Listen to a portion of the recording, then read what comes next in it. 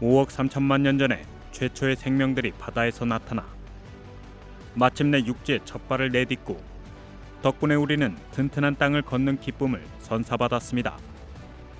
하지만 우리도 모르는 새 우리는 곧 땅을 걷는 행복을 누리지 못할지도 모릅니다.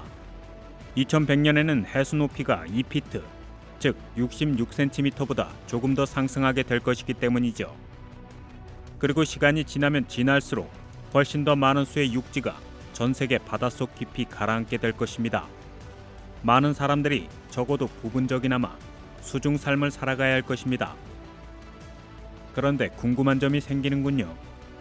이런 상황에서 우리는 바다 생물이 되거나 혹은 바다 생물 비슷한 생물이 되는 걸까요? 우리에겐 안타까운 일이지만 대부분의 바다 생물들은 살아남기 위해 엄청난 노력으로 바다 생활을 위해 진화해 왔습니다. 우리 인간이 땅에서 여유롭게 산책을 즐기는 동안에요. 갑각류는 그 좋은 예입니다. 바닷속 깊이 살고 있는 이 갑각류들은 각 개체마다 평방미터당 1125kg의 엄청난 심해 압력을 견뎌낼 수 있습니다. 물론 전 세계에서 가장 깊은 심해에서 살고 싶은 인류는 없을 것입니다. 하지만 우리가 만약 바닷속에서 그냥 아무 곳이나 서식지로 선택한다면 평균 4023m의 해저 지점일 가능성이 높고 그런 깊이의 압력은 아주 가혹합니다.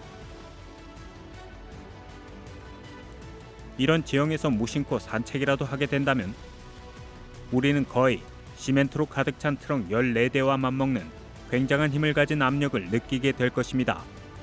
표면적으로 볼 때 우리는 그런 어마어마한 압력 때문에 순식간에 팬케이크처럼 납작하게 눌려버릴 것 같지만 인간의 몸은 대부분 수분으로 구성되어 있기 때문에 아마 다른 이유 때문에 죽게 될 것입니다.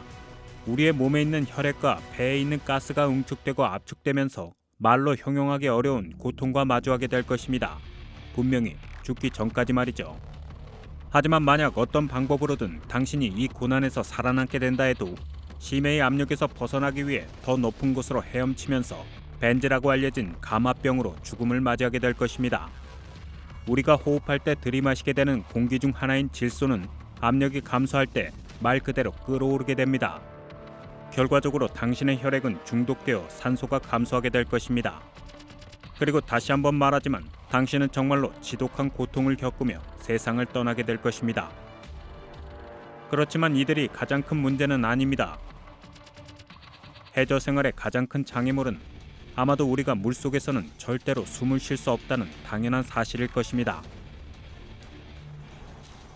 우선 인간 폐의 표면적은 말도 안 되게 작습니다. 그리고 두 번째로 인간의 폐는 액체에서 산소를 추출해내지 못하죠.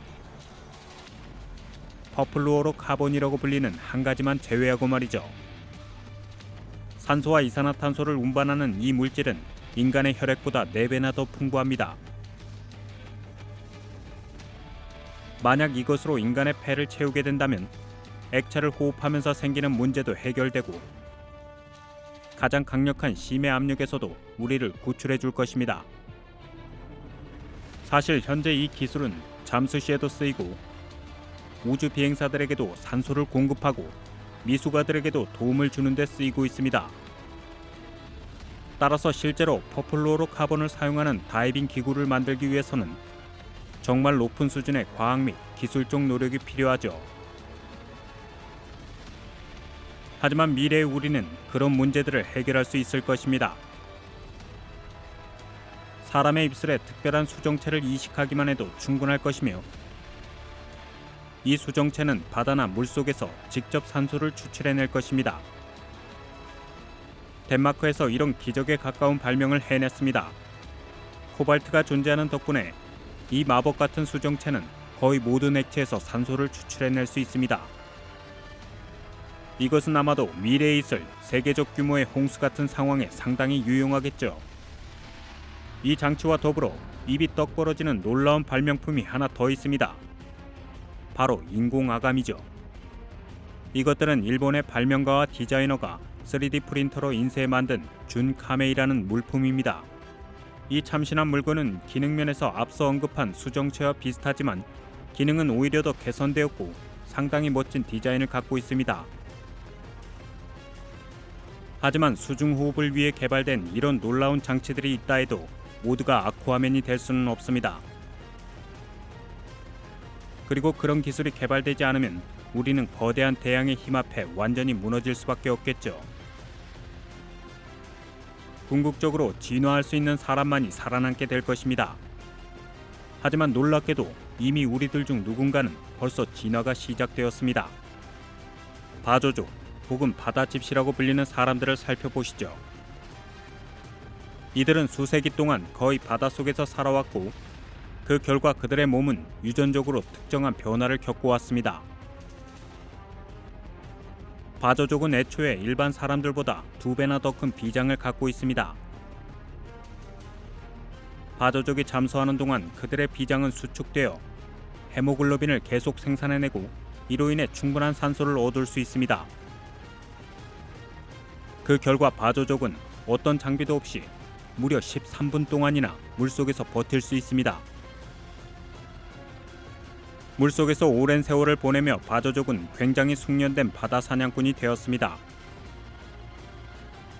그들은 보통 사람들이 쉽게 잡을 수 없는 귀한 고기도 잡습니다.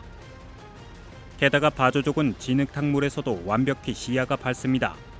그들의 수중 시력은 유럽인들보다 훨씬 더 발달되어 있죠.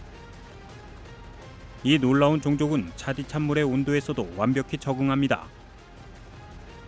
해양 포유류들은 두터운 지방층 덕에 몸을 따뜻하게 유지합니다. 하지만 바조족은 놀랍게도 몸매가 아주 늘씬하고 완벽하죠. 그들의 몸은 저체온증을 겪지도 않고 피부는 더위에도 강합니다. 그들의 몸이 몸속 자원들을 따뜻하게 유지해 내부 장기에 산소를 공급하도록 하기 위함이죠.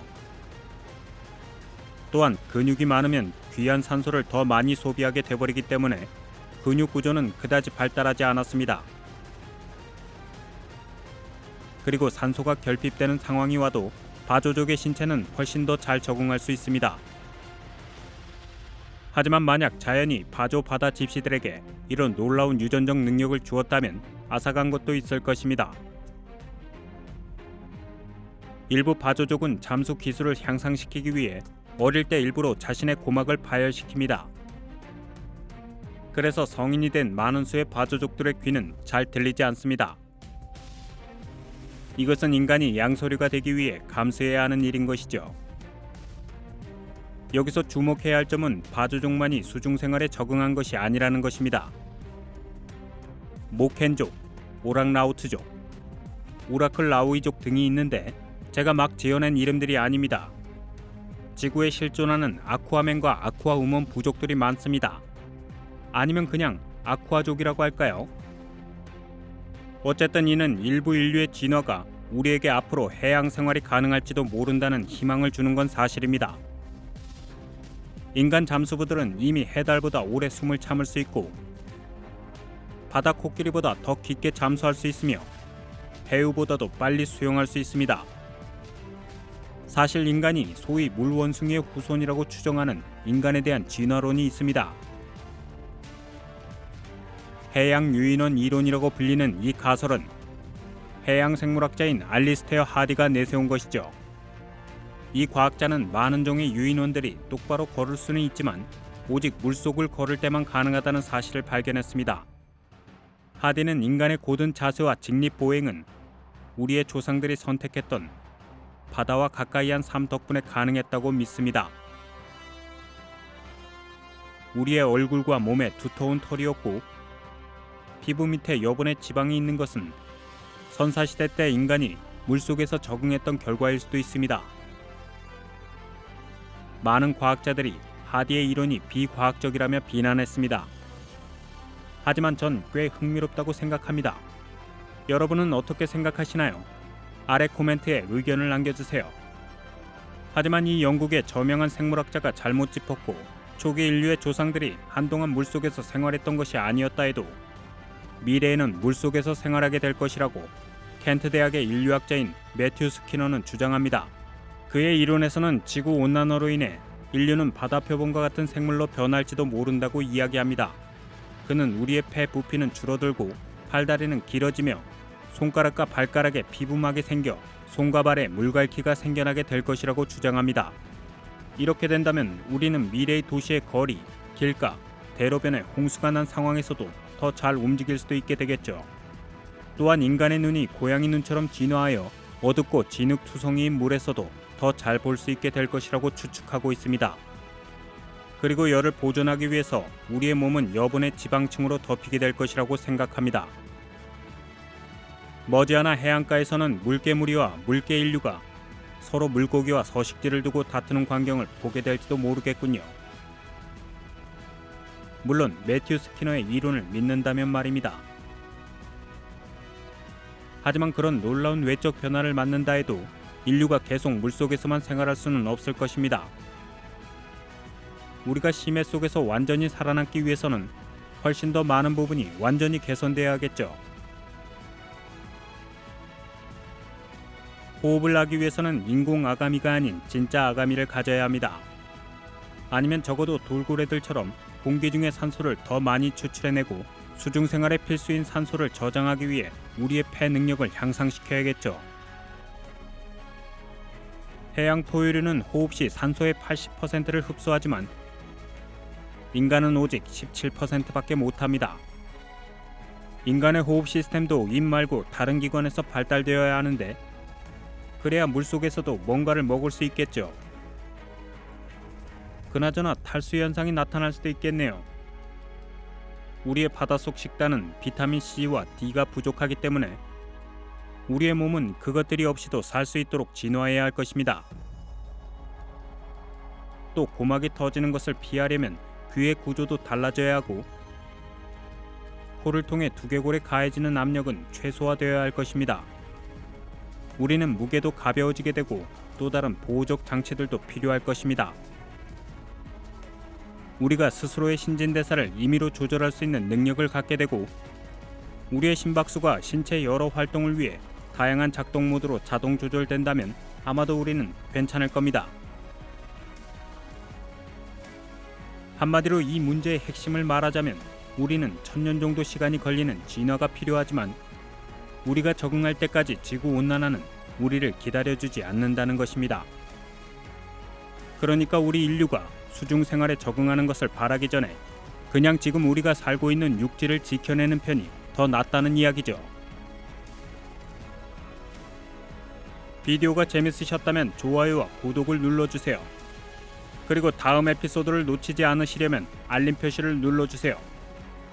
기대하셔도 좋습니다. 당신의 친구 리들에 대해 여러분의 친구들에게 소개해주세요.